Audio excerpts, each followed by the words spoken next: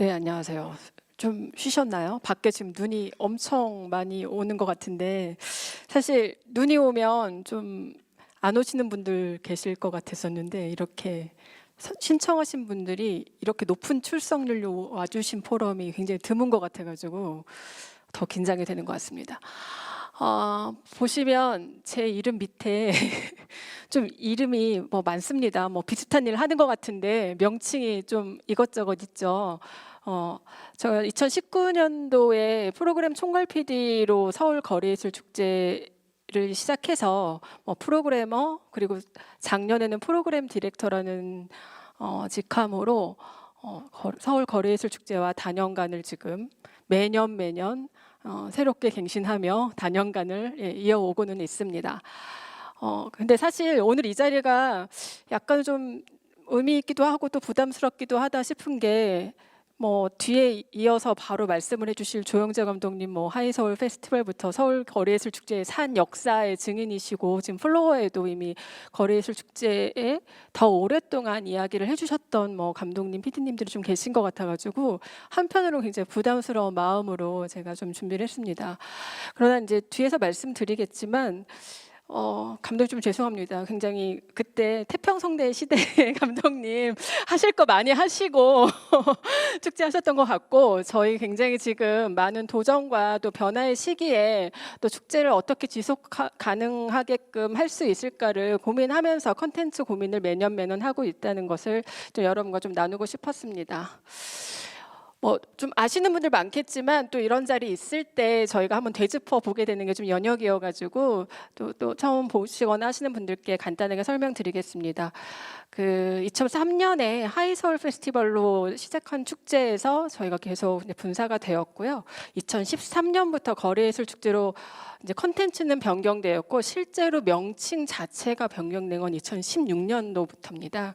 그래서 국내에서 창작되는 아주 우수한 거리예술 컨텐츠를 발굴하고 또 해외의 유수한 거리예술 컨텐츠를 초청해서 같이 서울 도심 거리에서 누구나 마음껏 즐기고 또 참여할 수 있는 축제를 지향해 왔고 지금도 그 목표에는 변동이 없습니다.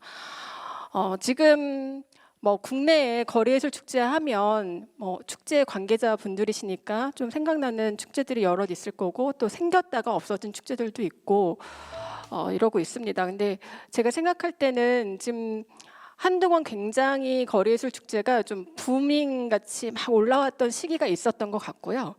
지금은 뭐 자이든 타이든 무언가 약간의 변화의 시기와 또 약간 그 다음에 도약을 위해서 준비하는 시기 이런 부분들이 좀 맞물려 있다고 생각이 돼요.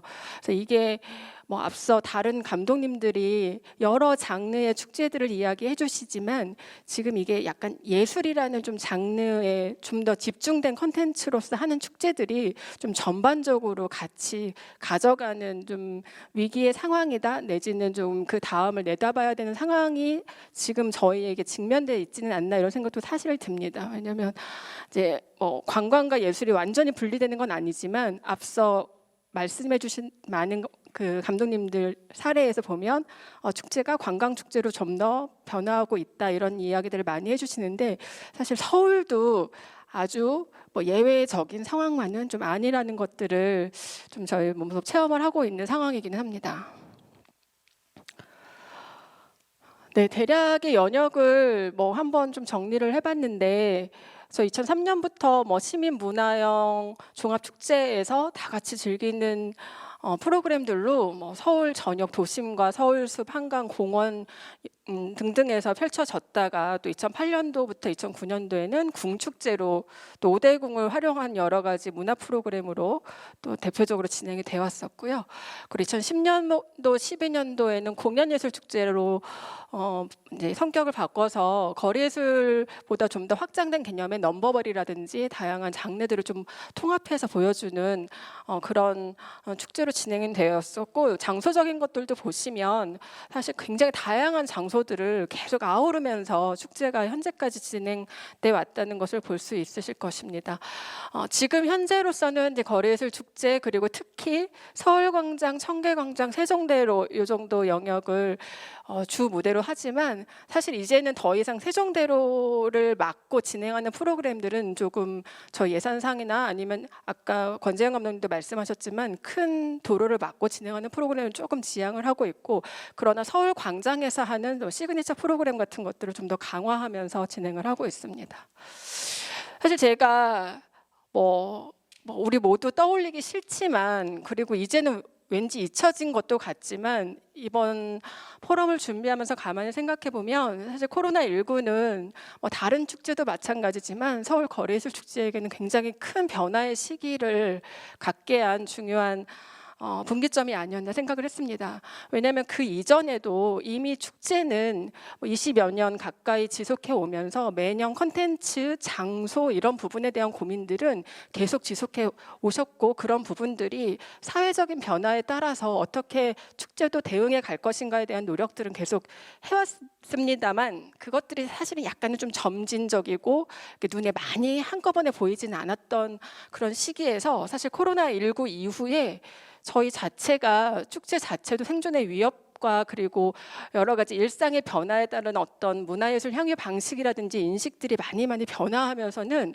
우리 축제가 그간 해왔던 그대로 계속 지속할 수 있을까 이 고민을 매년 해왔던 것 같아요. 그래서 사실 연말이 되면 다시 스터디를 하고 올해는 내년은 어떻게 가져갈 것인가 이 부분에 대한 부분들이 사실 그 어느 때보다도 매년 또 새롭게 축제팀 전문가분들의 모니터링 그리고 외부 자문들을 통해서 그 주제적인 의식이나 우리의 방향성을 좀 어떻게 가져가는 것이 좋을 것인가를 좀 확장해 가면서 진행을 해왔습니다. 사실 여기에서는 아까 제가 말씀드렸지만 그간 조직도 굉장히 많이 변했고요. 조직이라는 것은 이 서울 거리예술 축제를 주관으로 하는 서울문화재단 안에서의 여러 가지 개편 사항도 있겠지만 그 안에서 어떻게 외부 인력들과 결합할 것인가 이런 부분들도 많은 변화가 있었고 장소적인 것들도 굉장히 확장됐다가 굉장히 좁아졌다가 또 다시 서울광장으로 돌아오기까지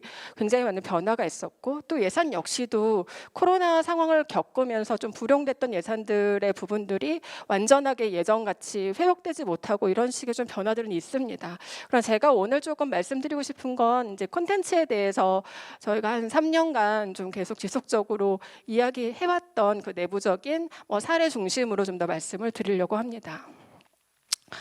2021년에 저희가 기억하시겠지만 코로나가 끝나고 사실 코로나 시기에 어떤 식으로 축제를 할 수 있을까? 사실 2020년도에 코로나 때문에 취소된 유일한 해가 2020년도고 서울 거리예술 축제는 다른 축제하고는 다르게 그간 어떤 다른 이유에서도 취소된 적이 없었기 때문에 내부적으로는 굉장히 그 데미지가 사실 있었던 부분이긴 했었어요. 그래서 2021년도의 목적은 우리가 코로나가 종식되지는 않을 수 있겠다 하는 조심스러운 마음을 가지고 사실 어떻게든 축제를 실행한다의 가치를 굉장히 내부에서 많이 동력을 가지려고 노력을 했었던 것 같아요. 그래서 우리 그때 필요한 것이 무엇일까 했을 때 이런 위기의 상황에서 사회적 가치를 연결하고 또 공감할 수 있는 축제 그리고 또 새로운 연결 모델을 제시해 줄 수 있는 축제를 만들어내는 게 우리의 과업이 아닐까 생각을 했었고 그래서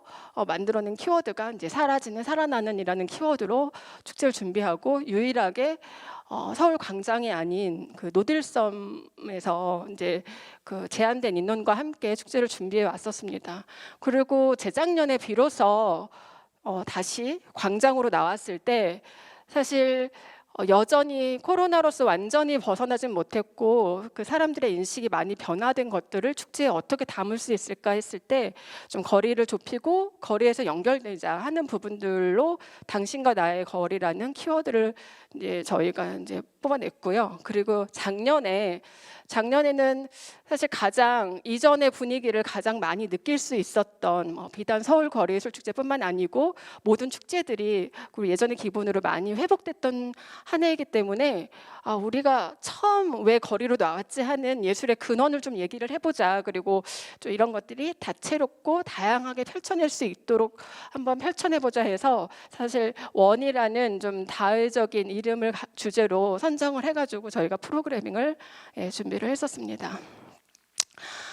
사실 이제 거리예술 축제는 예술이라는 거리예술이 존재하지 않으면 축제 자체를 만들어낼 수가 없기 때문에 다른 어느 축제보다 예술가들과의 교감이나 그들하고의 작업들이 중요하지만 사실 이제 거리예술 축제이기 때문에 그 예술가들하고 시민들을 가교하는 그 역할이 사실 축제에서 굉장히 비중이 크기 때문에 저희는 그 코어에 국내의 수준 높은 거리예술의 어떤 예술성을 담보를 하지만 그것이 대중성, 축제성으로 확산되는 이 전반적인 그 목표치를 가지고 축제를 준비하고 있고 간혹 이제 어떤 이슈들이 생길 때마다 또 예술가들의 시선과 시민들의 시선 그리고 이것들을 굉장히 다양하게 좀 존재할 때 이 모듈을 가지고 각각에게 좀 설득을 하고자 노력을 하고 있습니다.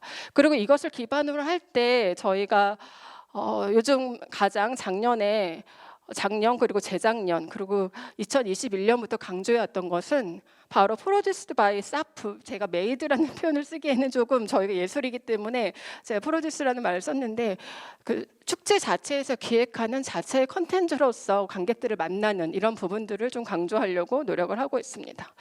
사실 이 사프의 프로듀스에서는 저는 4가지 키워드가 좀 있다고 생각이 되는 부분들이 있었습니다. 사실 이게 장르적인 확장 그리고 연결과 매칭되는 부분 그리고 단계적이고 지속적으로 무언가를 만들어내는 것 그리고 내부 시스템의 활용 이게 4가지 측면인데 이것은 사실 뒤에 좀 사례들을 보면서 좀 차례대로 말씀을 드리도록 하겠고요. 작년 축제 저희 하이라이트 보면서 그래도 오랜만에 다시 돌아온 축제 분위기 그리고 프로그램 설명을 간단하게 좀 드리도록 하겠습니다. 뒤에서도 말씀드리겠지만 저희가 원래 2일 축제를 해야 되나 3일 축제를 해야 되나 고민하던 중에 딱 그 작년에 한가위 딱 그 연휴에 진행을 하게 되었거든요. 그래서 서울이니까 다 같이 맞는 한가위 풀문 파티를 만들어 보자 해서 개막 공연을 새롭게 이제 중간에 한번 기획을 해서 진행을 했었고요. 그리고 기획 제작했던 그 니나네나 네나노 그리고 포스의 교감 이런 몇 가지 자체적으로 축제에서 기획하고 제작한 작업들을 저희 방향성으로 좀 두고 여기에서 보셨을 때 장르적으로 사실 거리예술이라는 것은 어느 하나의 장르에 딱 국한되어 있는 것은 아니지만 그래도 공교롭게 굉장히 그동안 거리예술 축제에서 보여줬던 인상들이 좀 약간 극적인 베이스를 가져가거나 이런 부분들이 좀 상대적으로 비중이 많이 높았던 것 같아요. 그래서 그런 부분들에서 기획적인 부분들은 좀 다양한 장르의 그간 거리예술 축제에 진입하지 않으셨던 그런 예술가들과의 협업이라든지 이런 부분들을 좀 같이 하고자 노력을 하면서 진행을 했습니다.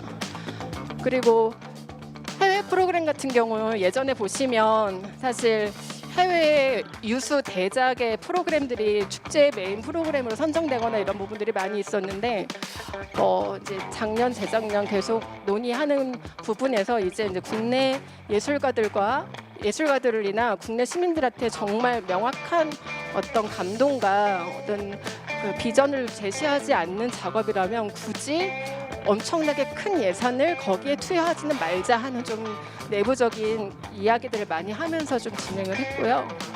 그리고 당연스럽게 저희가 공모를 통해서도 좀 새롭게 진입하는 예술가들이 들어올 수 있는 부분들을 좀 심의위원회에서 많이 중점적으로 다뤘었고 특히 장애 예술이라든지 이런 부분들을 해가지고 이제 거리에서 조금 어렵지 않을까 했던 부분들까지도 컨텐츠에서 많이 선보이면서 관객들한테 좋은 호응을 이끌어내기도 했습니다.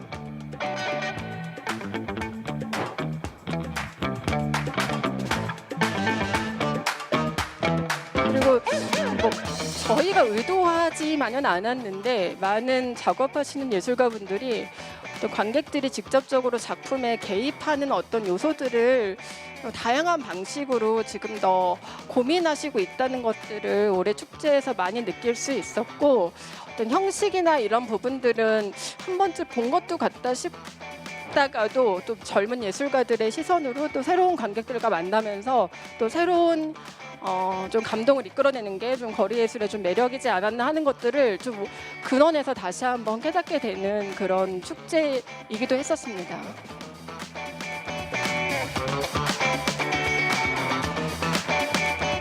그래서 올해는 서울 광장을 중심으로 청계 광장까지 사용을 하고 그 중간에 이제 무교로를 막았죠. 예전에는 세종대로도 막을 때가 있었고 무교로도 또 막을 때가 있었는데 올해는 청계 광장 그리고 그 서울광장 그리고 무교로의 연결성 정도를 두어서 그 축제 전체 프로그램을 하면서 그래도 예전보다 예전에 뭐 광화문 언저리나 뭐 세종대를 막았던 이런 기억을 가지고 계신 분들은 왜 여기는 안 해요 하고 질문을 오셔서 하시는 분들도 진짜 한두 분 계셨지만 그래도 많은 좀 호응을 이끌어냈었던 부분들입니다.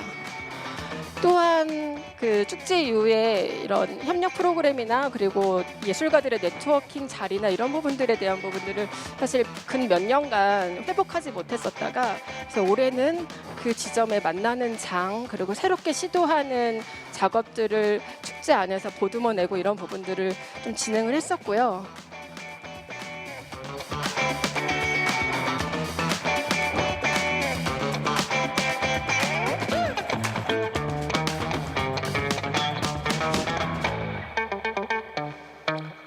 네, 이 공간이 이제 축제 페스티벌 라운지였는데 아주 저희뿐만이 아니고 이제 외부에서 오셨던 많은 분들이 극찬을 해주셨던 그런 공간으로 네, 이제 야외 축제에서의 좀 하나의 라운지 역할을 충분히 했었던 부분입니다.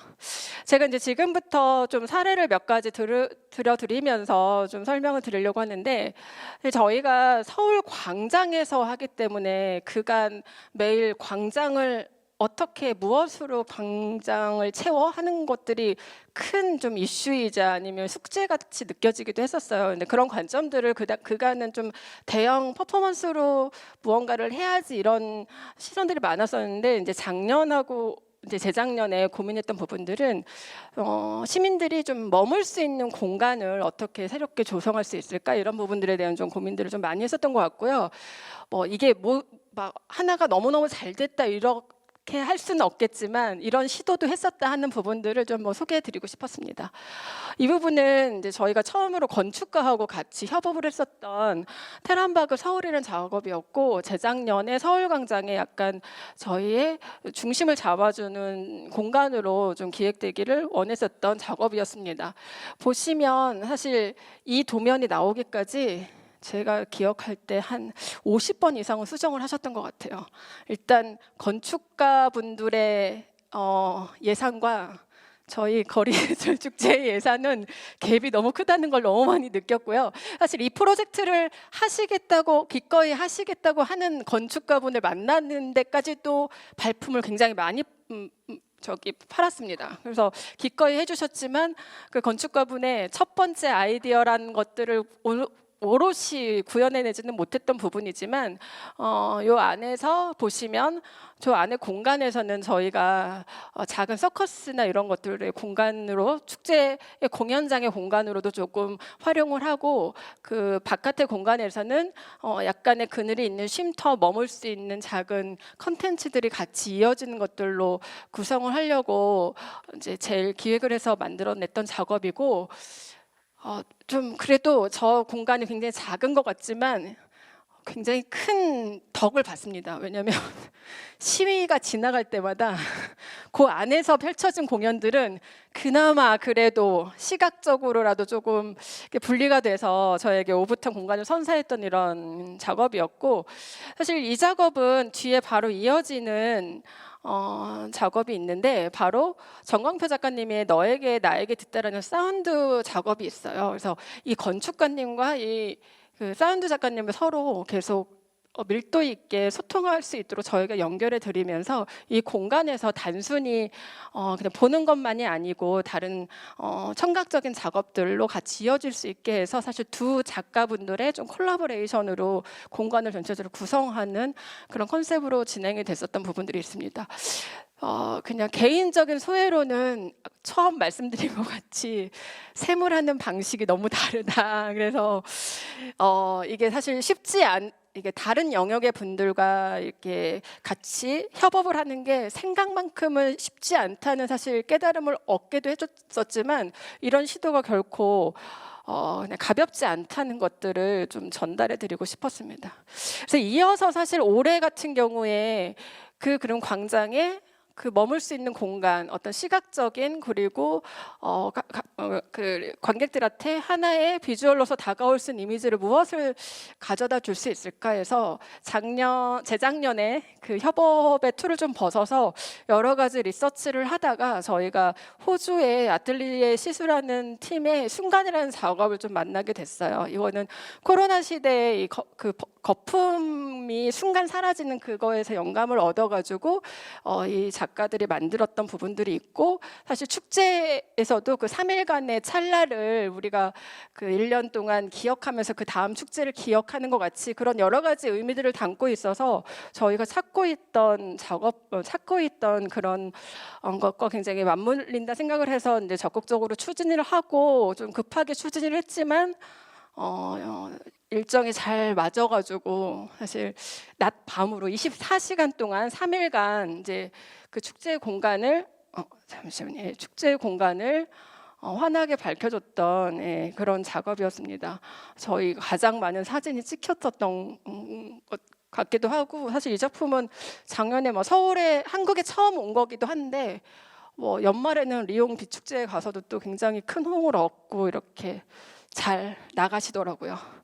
2021년 같은 경우는 저희가 노들섬에서 했다고 했을 때도 사실 이런 공간적인 그 공간이 가지는 이야기들을 담아내는 어떤 시각적인 작업들은 계속 하려고 노력을 했었고, 이거는 저희도 건축 비엔날레 이런 데 같이 모니터링 다니면서 했던 참여형 설치 프로젝트인 서울림이라는 작업 같은 것들도 하면서 저희가 계속 단순히 어떤 공연형이 아니고 시각적인 작업이지만 거리에서 잘 녹아들 수 있는 작업들을 관심을 가지고 개발하려고 노력을 하고 있다는 걸 보여드리고 싶었습니다.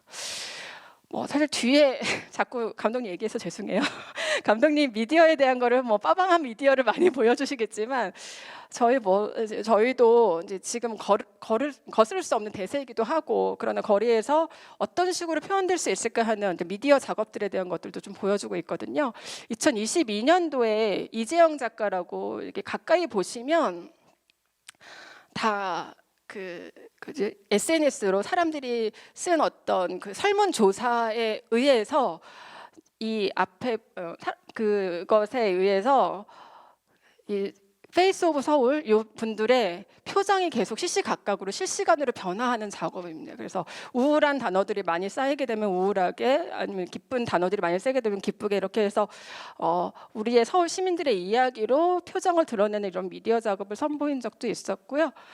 올해 같은 경우는 이제 걸어가는 일상, 걸어가는 역사라는 금민정 작가의 미디어 아트를 좀 선보였는데, 이게 이렇게 보시면 잘 모르시겠죠. 근데 이제 이렇게 보시면, 저기 사진을 보시면 저희가 이거를 사실 이거는 굉장히 기술적으로 접근한 프로젝트이기도 한데 저 뒤에 공원화되는 공간들이 저희 축제 시작 전에 마무리가 되기로 되어 있었어요. 근데 그게 안 된다고 했을 때 축제의 공간이 너무 삭막해 보인다는 이런 저희 내부적인 의견으로 어떤 프로젝트를 할 수 있을까 했을 때, 높이는 것이 아니고 그 관객의 시선, 그리고 딱 그 키높이에서 조금 올라가는 정도의 그 높이의 미디어 작업으로 길게 작업을 진행하면서 계속 사람들을 관찰하게 되는 그런 프로젝트를 진행을 했었습니다.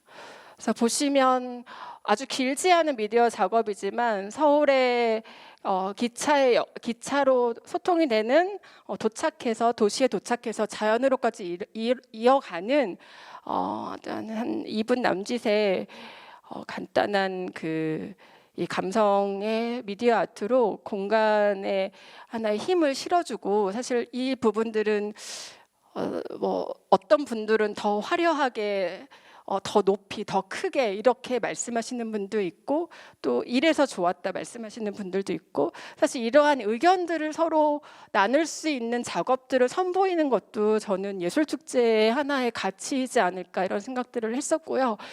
멀리서 도서관 쪽에서 이 프라자 호텔을 바라보면서 이렇게 계속 오가는 관객들을 바라보면서 좀 위안을 많이 받았던 작업이기도 했었습니다. 그리고 벌써 그렇게 됐나요?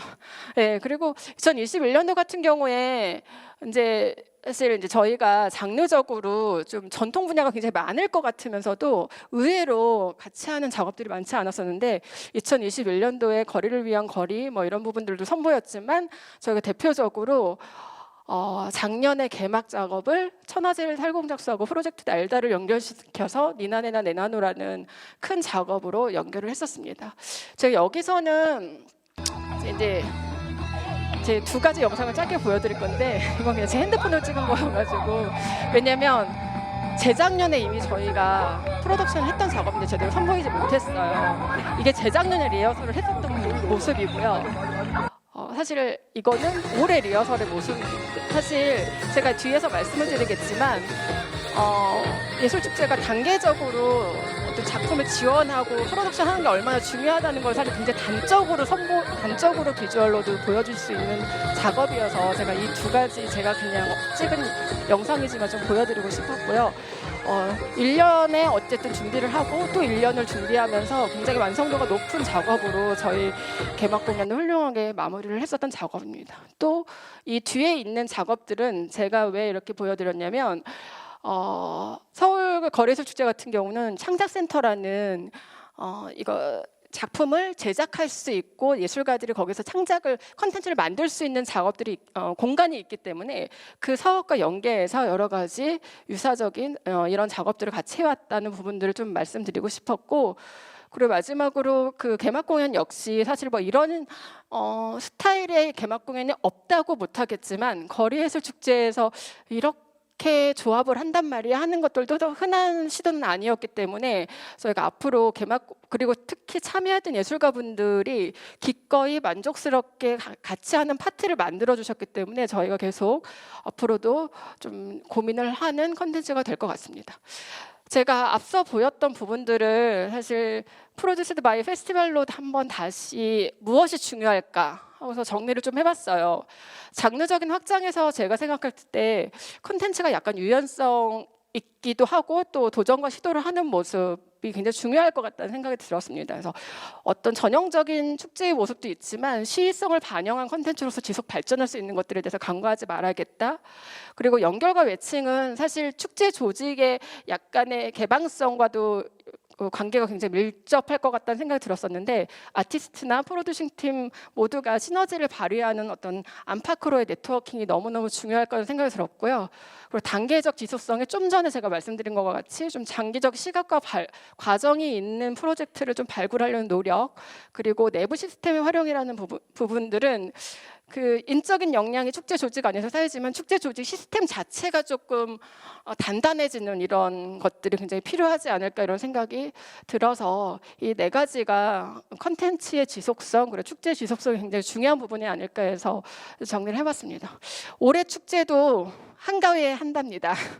제가 한답니다라고 한 건 저도 아까 앞선 감독님들과 비슷하게 100% 확정이 안 됐기 때문에 저도 함께 할 수 있기를 바라고요. 여러분들도 한가위에 서울 광장에 오시면 정말 재밌으니까 꼭 나와주시기 바랍니다. 감사합니다.